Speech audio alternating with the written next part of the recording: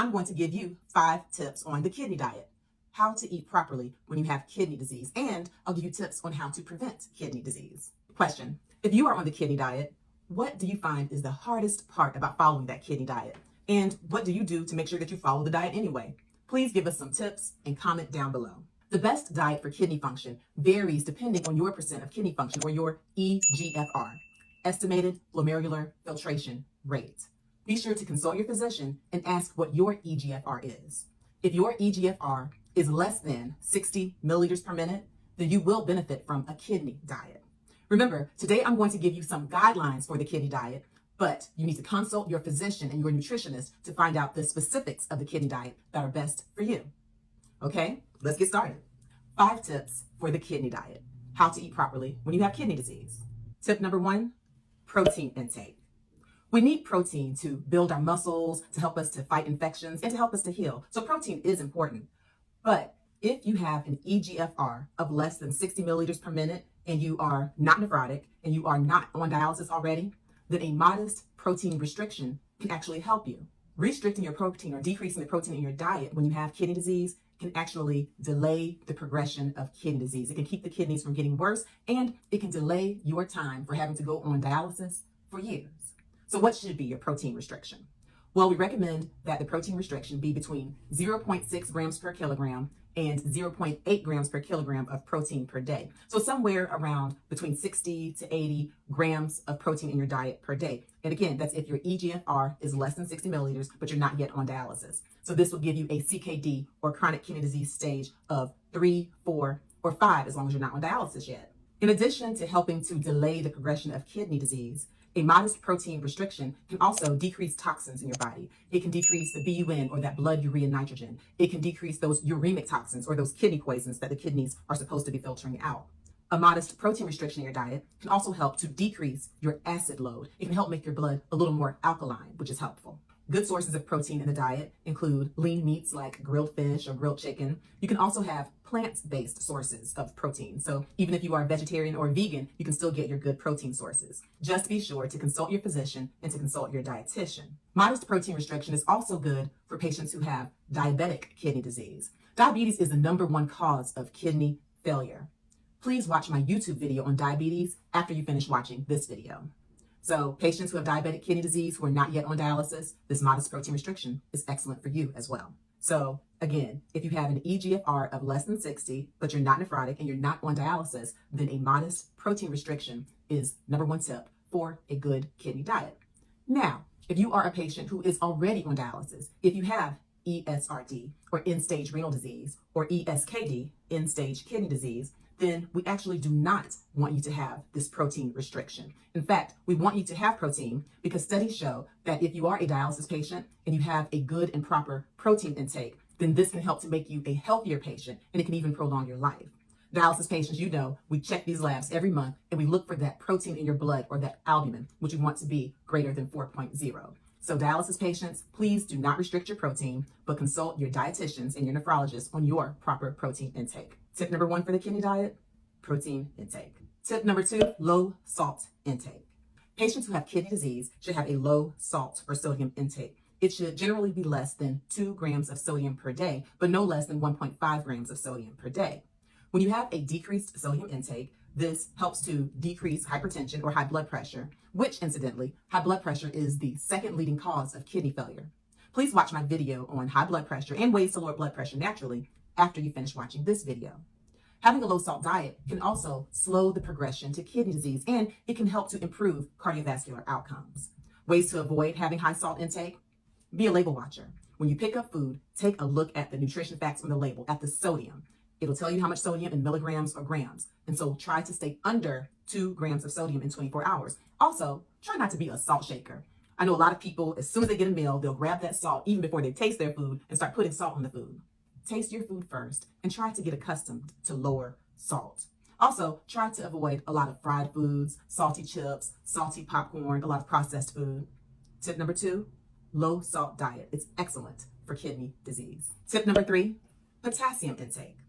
Potassium is a mineral found in many of the foods we eat, like bananas and tomatoes. And potassium is important in our bodies because it helps to regulate our heartbeats, and it also helps to give us good muscle function.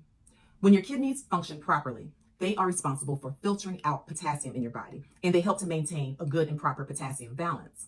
If you have kidney disease, however, your potassium may not be filtered out by your kidneys properly, and you may develop elevated potassium in the blood, or hyperkalemia. Hyperkalemia can cause many problems. If your potassium in your blood is too high, it can cause abnormal heart rhythms or cardiac arrhythmias. It can even cause the heart to stop. So if you are a person with kidney disease and you have high potassium in the blood, it is very important that for your kidney diet, you have a low potassium diet. Now, the EGFR, that estimated glomerular filtration rate, is important again in dealing with potassium.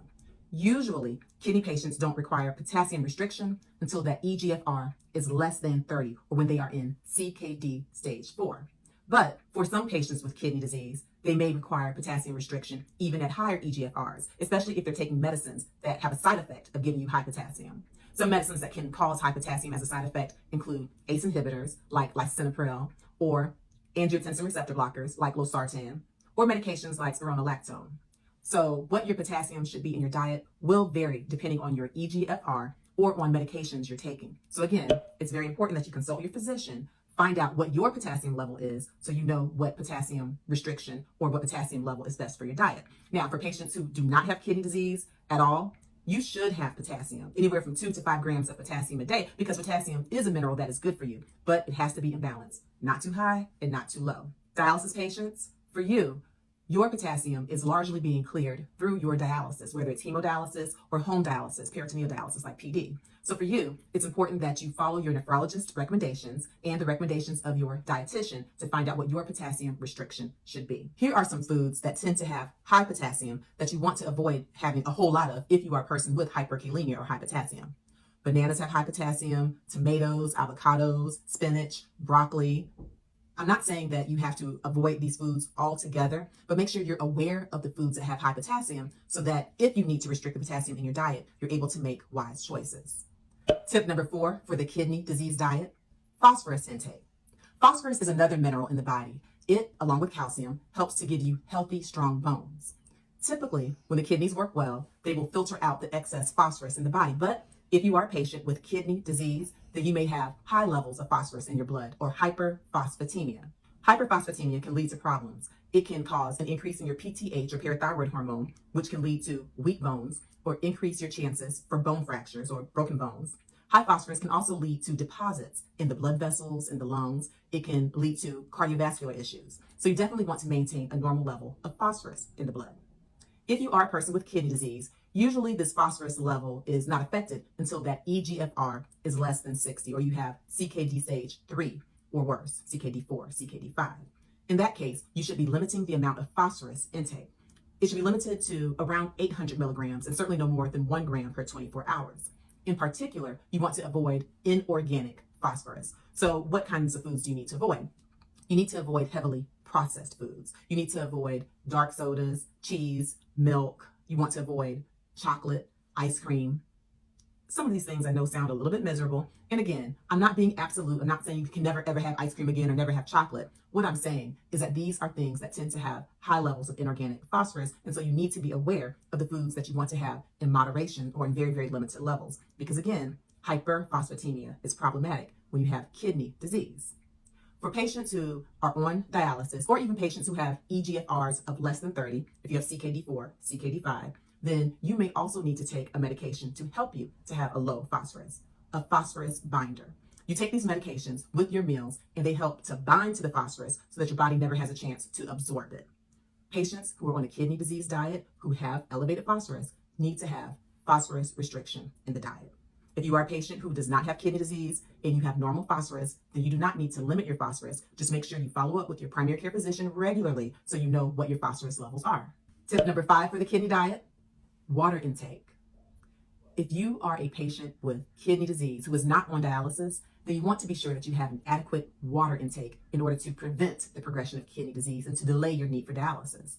A lot of patients who come into the hospital who end up on dialysis or having kidney failure have it because of dehydration or not enough water, prerenal azotemia. And this is actually a little known fact. So yes, having enough water can help to prevent the progression of kidney disease. Now, the amount of water you need will vary. For most people, it's anywhere between 2 and 3 liters of water a day, depending on your activity, depending on how much you sweat or how much you do. But if you generally have about 4 of those 16-ounce bottles of water, anywhere from 4 to 6 or even more, then that should be an adequate amount of water intake. Consult your physician to find out what water intake is appropriate for you.